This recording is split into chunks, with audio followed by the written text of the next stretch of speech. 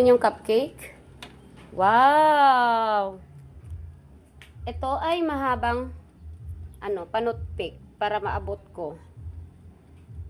Oh, wala na, 'di ba? Huwag kayong mag-alala, hindi ko to pinulot kung saan. Ito ay sa barbecue.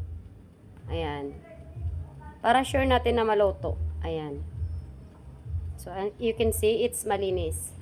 So, it means, luto-luto na yan siya. Ayan, no? Nag-brownies na siya. And, this is yung ating cupcake. Ito na siya, guys. Oh. 'Di ba? Ngayon, ilagay natin dito. Ayan siya.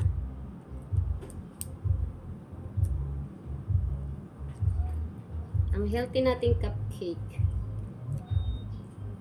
So, every day, makakaubos ako nito ng 2. So, no problem. Dahil ito ay healthy.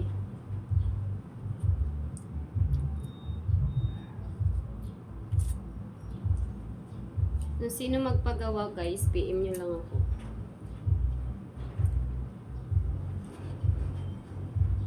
So, ngayon, susubukan natin yung ating unang gawa. Gusto ko itong may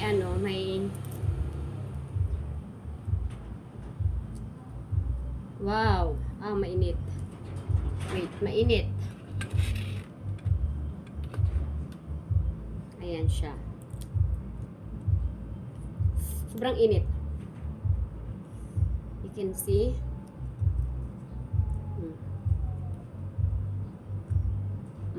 Mainit.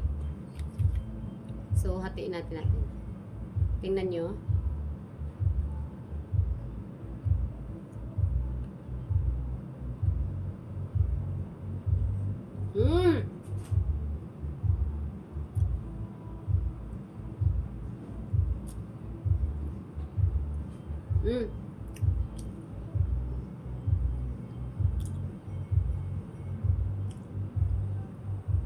Ang init. Napakasarap niya, as in. Hindi siya matamis. Tapos, may twist sa loob. Pag minuya mo, daway na ngunguyain mo siya. Kasi yung ating nuts. Grabe. Masarap siya sa pang kape talaga. Like ako, mahilig ako magkape, di ba? Ito na. So, perfect.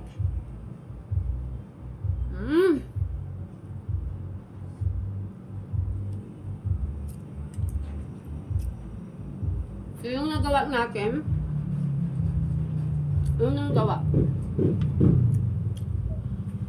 meron ako dito peanut. Mahilig kasi ako mag-peanut. Ngayon, gusto ko subukan. Although gagawa ko ng oats with peanut na pang-almusal din. Puro healthy. Kukuha lang ko ng kutsara. Guys, lalagyan natin ng peanut. Ipatry natin sa aking anak. Ito anak. Ito ay, yan anak, oats. Pang diet to anak. O, at saka protein. Ito yung niya. So may banana din to. May nuts. Andun na ba ako? Ha? Init Hindi, ay, palalan lang yan. May fruit din yan. Gusto mo lagyan ko ng peanut? Try natin. Kung anong... Kunti lang. Ano muna? Tikman mo muna. So, to try niya kung ano ang lasa. Walang sugar yan kasi pang diet. Ano? Perfect na?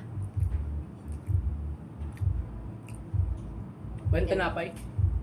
Kasi cupcake nga siya, pero oats siya. O, Proto. Hindi na siya umabot ng lalagyan ko pa sana ng ng Upo. So, sobrang sarap. Hindi na umabot, lalagyan ko sana ng peanut. Okay, ako na lang. So, kung mahilig kayo sa peanut. Sarap na. Gusto ba? Minute, no? Bagong luto eh. Tapos, gumawa ko ng banana cake. Banana bread.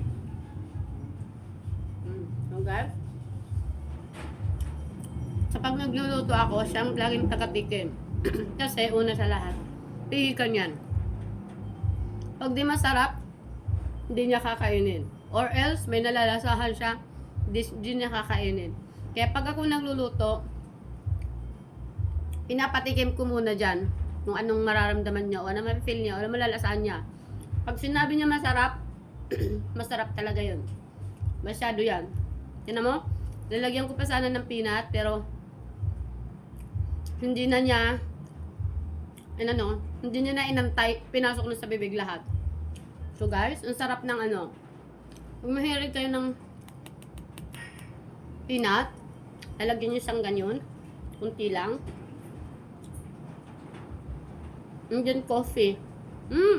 Napaka-perfect na ng breakfast niyo.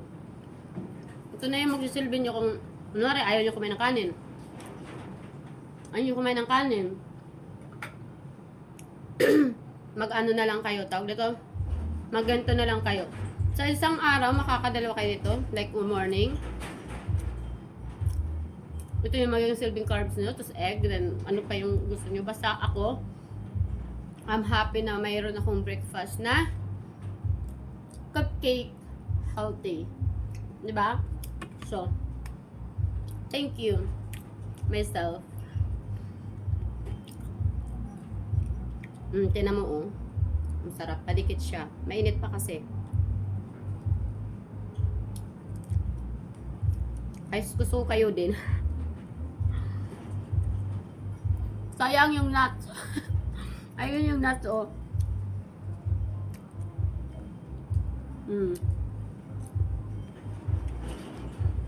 Napaka-healthy niya.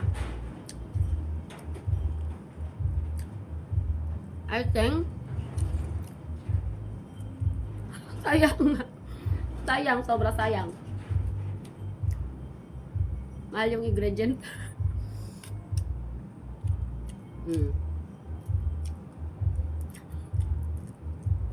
Sayang ingredient. I will try na lang I will try ilagay dito kung ano siya. Pero I think need ko ng butter. Ayan, oh. Para hindi dumikit. Next time, susubukan ko, hindi ko na lalagyan ng neto. Ipapaubos ko lang. Para hindi sayang yung nadikit sa sayang yung mga toppings. Thank you!